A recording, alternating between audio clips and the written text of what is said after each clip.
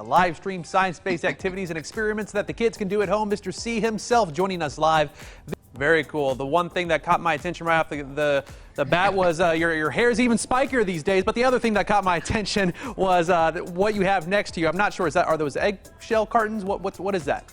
Yeah, so this is just like a box. You know, we get things delivered from like UPS and Amazon constantly. And I got this in the mail the other day.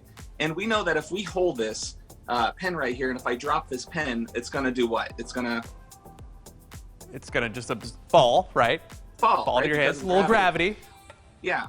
And what's really weird is I've got this package in the mail and I have this nail and it was tied to a string. And when I have it here, it just kind of hovers there and I can bring it really close to you guys. Maybe bring it closer. And it's actually just floating above.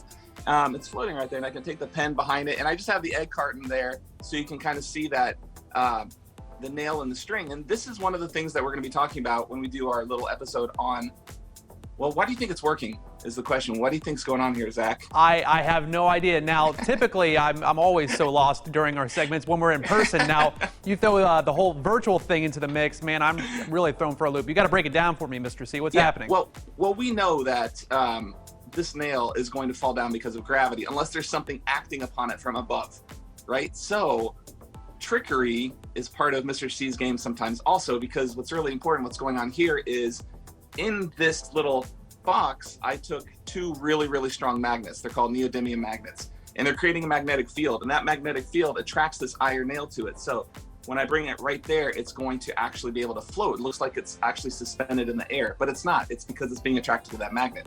And I dropped my nail. I got to grab it really quick. And he disappeared, and he's back. Because of gravity, right? Gravity pulled this down. I dropped it out of my hand. But what I can do is I'm going to show you these magnets really quick.